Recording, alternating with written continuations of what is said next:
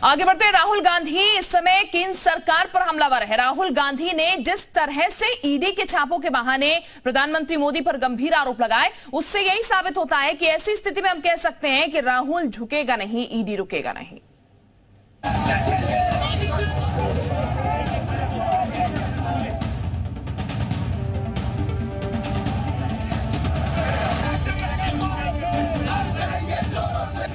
मैं मोदी से नहीं डरता, झुकेगा नहीं Rahul Gandhi.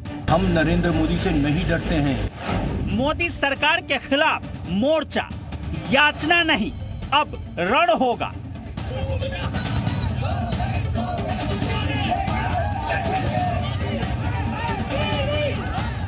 National Herald money laundering मामले में इस वक्त कांग्रेस ने सदन से लेकर सड़क तक कोहराम मचा रखा है।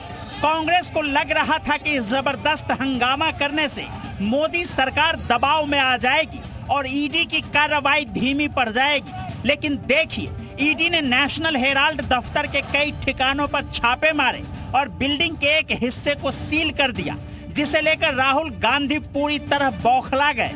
मीडिया के सामने राहुल पूरी तरह से आर पार के मूड में दिखे। राहुल गांधी ने प्रधानमंत्री नरेंद्र मोदी और गृह मंत्री अमित शाह पर सीधा हमला शुरू कर दिया। राहुल गांधी ने कहा कि उन्हें डराने की कोशिश की जा रही है, लेकिन वो डरने वाले नहीं हैं। राहुल गांधी ने कहा कि सच्चाई को बैरिकेड नहीं किया जा सकता।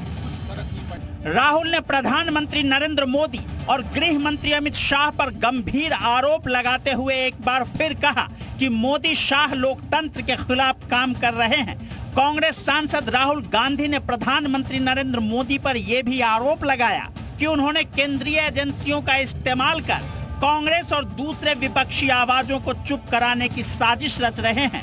राहुल गांधी से ईडी ने जून में मनी लॉन्ड्रिंग के एक मामले में 5 दिनों में लगभग 50 घंटे तक पूछताछ की थी। ईडी की कार्रवाई पर कांग्रेस की ओर से कहा गया कि अब याचना नहीं, रण होगा। इस पर बीजेपी प्रवक्ता संबित पात्रा ने पलटवार करते हुए कहा कि न रण होगा न रन होगा। उन्होंने कहा, पहले कांग्रेस कहती थी कि सत्याग्रह होगा और अब रण की बात कर रही है। नेशनल हेराल्ड केस में राहुल और सोनिया गांधी दोनों की मुसीबत बढ़ सकती है, क्योंकि अब ईडी को हेराल्ड मामले में हवाला के सबूत मिल गए हैं। इस वक्त पूरी कांग्रेस सदन से लेकर सड़क तक सत्याग्रह के नाम से विरोध प्रदर्शन कर रही है। लेकिन इस बीच राहुल गांधी जिस तरह से सीधा हमला प्रधानमंत्री नरेंद्र मोदी पर कर रहे हैं, वो इनकी हताशा और हार का सीधी असर दिख रहा है। ब्यूरो रिपोर्ट, जी मीडिया।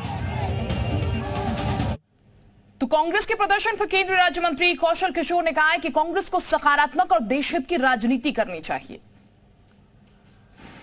ये कांग्रेस पार्टी अपने कार्यकर्ताओं के द्वारा प्रदर्शन कराने जा रही है। जनता इनके साथ नहीं खड़ी है। जनता पूरी तरीके से कांग्रेस की असलियत को जान चुकी है।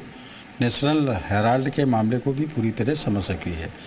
इसलिए जनता के ऊपर कोई प्रभाव नहीं पड़ रहा इस प्रदर्शन से, और बल्कि कांग्रेस का पर्दाफाश हो रहा है और सभी लोग जान रहे हैं कि अपनी गलतियों को छुपाने के लिए इस तरह का वो प्रदर्शन करके लोगों को गुमराह करने का प्रयास कर रहा है। जिस तरीके से दबाव की राजनीति की जा रही है, ऐसे में तिरंगे का इस्तेमाल करके जनता के साथ अपनी कनेक्टिविटी अपनी पार्टी के फायदे के लिए बीजेपी कर रही है।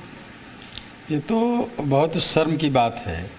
आज़ादी के 75 साल पूरे हो रहे हैं। पूरा राष्ट्रव्यापी जो है ये आंदोलन है, एक तरीके का अमृत महोत्सव आज़ादी का 75 साल पूरे होने पर मनाया जा रहा। हर घर में तिरंगे की बात की जा रही है। पार्टी के लोगों को नहीं कहा गया कि केवल अपने घर पे तिरंगा फहराइए, पूरे देश के हर घर पे तिरंगा फहरे, हर दुकान पर तिरंगा, हर गाड़ी पर तिरंगा। 13 अगस्त से लेकर के 17 अगस्त तक कांग्रेस पार्टी बौखला गई है। उनकी समझ में नहीं आ रहा। उनको खुद इस आज़ादी के अमृत महोत्सव में शामिल होना चाहिए, और वो नहीं शामिल हो रहे हैं अगर इसमें, तो मैं समझ रहा हूँ कि उनको अपने ऊपर मंथन करना चाहिए। कैमरा पर्सन सचिन के साथ जब्बार खान, जी मीडिया। तो कांग्रेस नेता प्रमोद कृष्णम का कहना यह है कि महंगाई और ईडी के दुरुपयोग के खिलाफ हम पीस मार्च करेंगे। अनुरोध मार्च हम जाएंगे और महामहिम राष्ट्रपति जिन्होंने सदन आहूत किया था, उन्हीं के आहूत करने पे तो हम आए। वहां क्या हो रहा है हमारी आवाज़ नहीं सुनी जा रही ईडी के बारे में, महंगाई के बारे में, जन समस्याओं के बारे में, तो हम उनको अवगत कराना चाहते हैं। हमें पूरा भरोसा है कि हमारे प्रथम नागरिक, हम प्रेसिडेंट जिनके समन करने पे हम सदन में बैठे हुए हैं, उन तक हमें जाने दिया जाएगा अपनी बात कहने। मल्लिकार्जुन खड़गे जी का बुलाना ईडी के जरिए गैर कानूनी तो नहीं है ना? परंपराएं साइड रखी गई हैं, तो परंपराएं तो बहुत सारी टूटी हैं। पूरी तरह गैर कानूनी है। आप बुला चुके थे उनको, सदन नहीं चल रहा था उस समय, वो गए, जितना आपको पूछना था पूछ लिया, फिर पूछना था 12 के बाद सदन जब बंद हो जाए पूछ लेते आप। मैं कहना चाहता हूं कि जब एलओपी ने नोटिस दे रखी थी, वो सदन की संपत्ति बन चुकी थी, तो आप उनको वहां बुलाकर उनके उस अधिकार से वंचित कर रहे हैं जो as a member parliament, as a leader of opposition उनको है। राष्ट्रपति से समय कितने बजे का आप लोगों को मिला है? कहा ऐसा जा रहा है कि पुलिस के जरिए इजाजत नहीं दी गई है। मैं फिर कह दूं, कई बातें हैं, कुछ मार्च गवर्नर हाउस हैं, कुछ कहीं हैं, उनकी बात नहीं करते। यहाँ तो मैंने जो एक पॉइंट रखा है कि हाउस समन उन्हीं ने किया है, और हाउस की बात अगर हम उनसे कहना चाहें तो क्यों रोका जा रहा है? 80 MP होंगे।